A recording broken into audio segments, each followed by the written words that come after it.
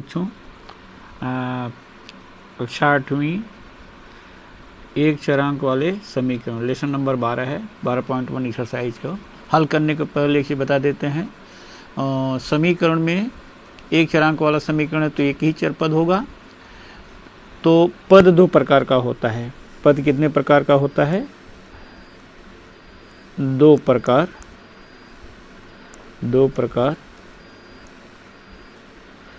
का होता है। दो प्रकार का होता है। नंबर एक चर पद। क्या है? चर पद। जैसे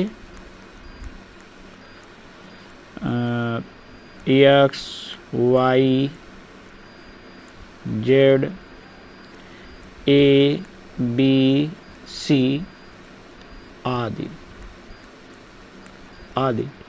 और दूसरा है अचर पद। क्या है? अचर पद। तो अचर पद संख्यात्मक पद कहते हैं। जैसे 2, 1/3, 4, 2.5 करणी में 3। यह अचर पद है। क्या है? आदि। इसको क्या कहेंगे? अचर पद कहा जाता है। क्या कहा जाता है? अचर पद हम कहते हैं। तो अब हमको पढ़ना है एक चरांक वाले समीकरण। तो इसका पहला सवाल का 12.1 का पहले सवाल का पहला दिया है।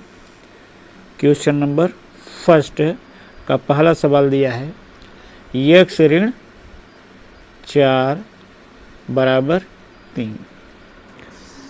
तो इसमें सबसे आसान तरीका जो मैं बता रहा हूँ उसको ध्यान दीजिए कैसे हल करते हैं। अगर एक चरपद का, इसमें चरपद कौन सा लिया गया है? x लिया गया है।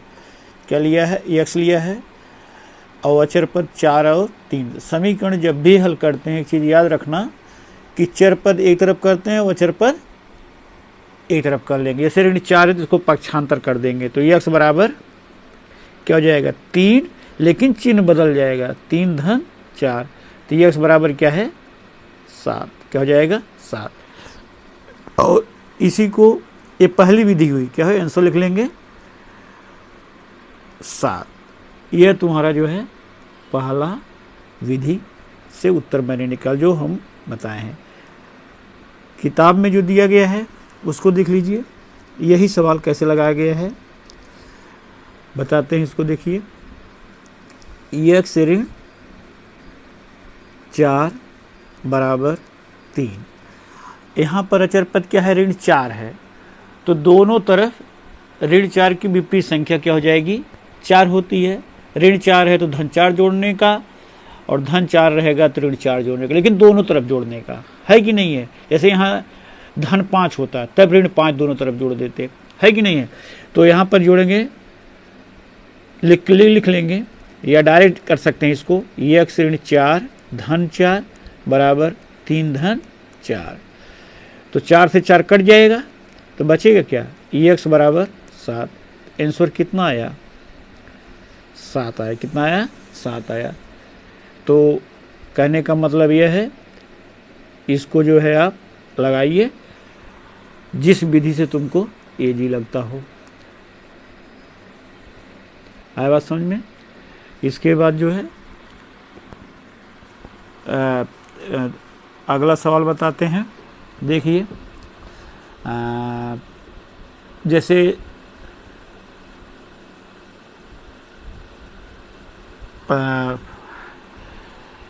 तो इस समीकरण हल कैसे करते हैं यह है। लेकिन 12.1 का वो पहला सवाल है जो दिया गया था। रेडियो सेकंड क्वेश्चन है, ध्यान रखिएगा। तो इसमें हम बता देते हल कर समीकरण एक चरांक वाला समीकरण कैसे हल करते हैं। मैंने एक एग्जाम्पल लिया उसका पहले का। अभी उसी पहले सवाल में दिया गया है। फिर से देखते हैं क्वेश्चन नंबर फर्स्ट। x ऋण 4 बराबर कितना दिया है? 3। अब इसमें दिया गया है कि x बराबर ऋण 1,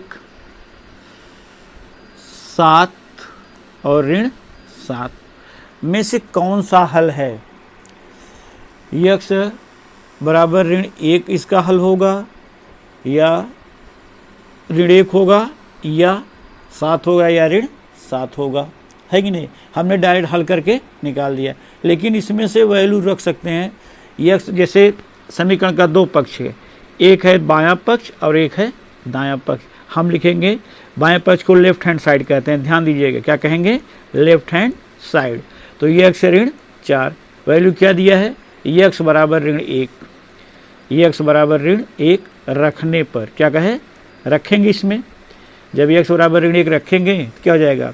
ऋण 1 ऋण 4, तो x की जगह क्या रखेंगे? ऋण 1 रखेंगे, तो ऋण 5 हो जाएगा। और यह कथन नंबर 1 ले लीजिए, और कथन और राइट हैंड साइड पे लिख लीजिए दाएं पक्ष को। दाहिने पक्ष में क्या दिया है? 3, कितना दिया है? 3, कथन नंबर 2। कथन 1 व 2 से, कथन 1 और 2 से क्या मिला? Left hand side is equal to not right hand side. इसलिए x बराबर ऋण 1 हल नहीं है। क्या है? हल नहीं है कि नहीं है? इसके बाद हम 7 रखेंगे, क्या रखेंगे? x बराबर, पहले बायां पक्ष लिख लीजिए, लेफ्ट हैंड साइड एक बार फिर लिखिए, x ऋण 4। तो x बराबर कितना रखेंगे? 7 रखने पर, जब 7 रखेंगे क्या हो जाएगा? x ऋण 4, तो 7 ऋण 4 बराबर 3। तो ये कथन नंबर 3 आया। कितना आया? कथन नंबर 1 हो गया। और उसके बाद जो है राइट हैंड साइड ले लेंगे। राइट हैंड साइड में क्या दिया है? राइट हैंड साइड में दिया गया है 3, कथन नंबर 2 इसको मानो। कथन 1 व 2 से, कथन 1 व 2 से क्या हो गया? Left hand side is equal to right hand side. इसलिए x बराबर 7 समीकरण का हल है। प्रश्न में यही दिया गया था कि प्रत्येक समीकरण के बाद चर के लिए दिया गया मान उस समीकरण का हल है, यह निश्चित कीजिए। तो हमने अब x बराबर 7 सिद्ध हो गया, ऋण 7 रखने की आवश्यकता नहीं है। 3 मान दिए, 3 मान बायां और दायां पक्ष बराबर कैसे करते, तो वही समीकरण क्या होता है? हल होता है। यह सिद्ध हो गया। या तो उसका मान डायरेक्ट निकाल दे, समीकरण कैसे हल करते मैंने पहले बताया, उसके बाद सवाल पे आया। अब इसका दूसरे का पहला सवाल देखिए, दूसरे का क्वेश्चन नंबर 2 का पहला सवाल दिया है 17p ऋण 2 बराबर 49। क्या दिया है? 49। तो मैंने बताया था कि समीकरण जब हल करते हैं तो अचर पद को दाहिने तरफ रखते हैं, मतलब एक तरफ रखते हैं, और चर पद को एक तरफ रखते हैं। इसमें 17p क्या है? चर पद है, ऋण 2 क्या करेंगे? दाहिने तरफ ले जाएंगे। 17p बराबर 49 धन 2। 49 2 कितना हो जाता है? 51। क्या होगा? 51 और 17p। आया बात समझ में? सीधा सीधा सवाल, किताब में थोड़ा दिया है दूसरा, लेकिन मैं ले रहा हूँ सिंपल वे में। तो 17p बराबर 2 को पक्षांतर करने पर लिखेंगे तो भी चलेगा, नहीं लिखेंगे तो, लेकिन अगर ऋण 2 रहेगा धन होगा, और धन 2 रहेगा तो ऋण 2 हो जाएगा। चिन्ह बदल जाता है, चाहे चर पद पक्षांतर करो चाहे अचर पद। अब 17 क्या दिया है? गुणांक है। यहाँ 17 क्या दिया है? गुणांक है। तो गुणांक को उधर भाग देंगे, या लिख सकते हैं दोनों पक्षों में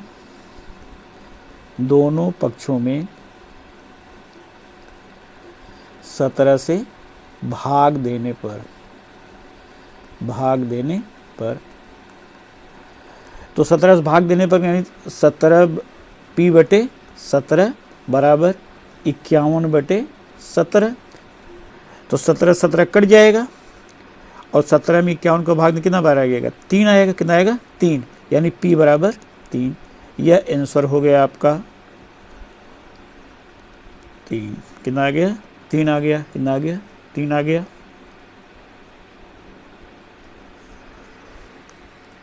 अब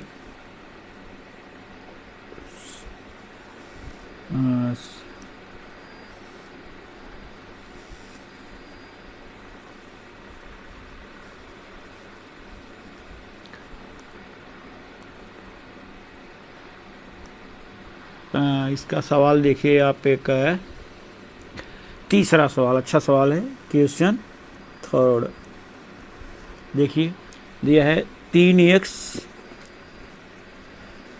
धन 12 बराबर 2x ऋण 4। हमने क्या बताया है कि चर पद को एक तरफ करते हैं, अचर पद को एक तरफ करते हैं। तो इसमें चर पद देखिए, एक 3x है और एक क्या है 2x है, तो दोनों की तरफ कर लो। तो 3x का चिन्ह बदलेंगे नहीं, 2x को बाएं तरफ लाएंगे तो ऋण 2x हो गया, बराबर ऋण 4 है ही है, और धन 12 को ले आएंगे तो ऋण 12 हो जाएगा, चिन्ह बदल जाएगा। तो 3 में से 2 गए, 1 x होता है, 1 x लिखो, और ऋण 4 ऋण 12 जोड़ देंगे तो ऋण 16 है कि नहीं। तो 1 x लिखो या x बराबर ऋण 16। यह हो गया आपका आंसर। कितना? ऋण 16, ऋण 16। इस तरह से और एक सवाल देख लीजिए, question number 9। Question number 9, question number 9 इसी एक्सरसाइज का है। x ऋण 9 बटे x ऋण 5 बराबर 5 बटे 7। आया समझ में? 7 का गुणा कर देते हैं, 7 3 गुणा x ऋण 9 बराबर 5 x ऋण 5। अब लिखते हैं 7 गुणे x ऋण 9 गुणे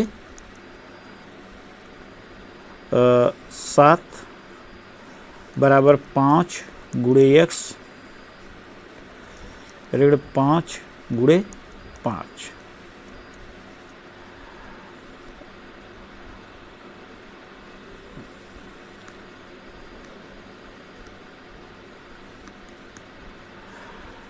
सात x ऋण 9, तो इसको हल करते हैं तो 7x हो जाएगा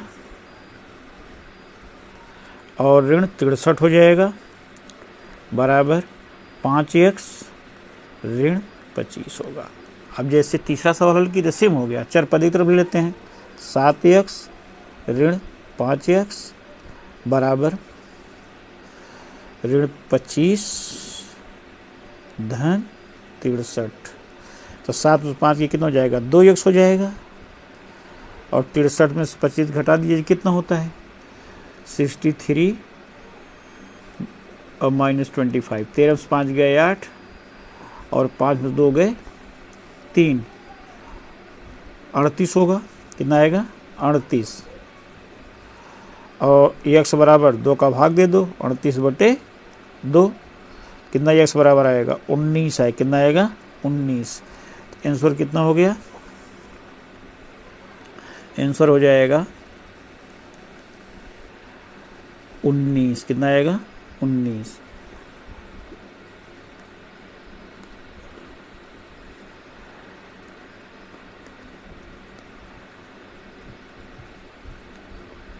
इस तरह से ये हो गया। और इसमें और सवाल दिए गए, जितना सवाल दूसरे में 11 सवाल दिया गया, आप लगाइएगा, जो सवाल नहीं आता पूछिएगा।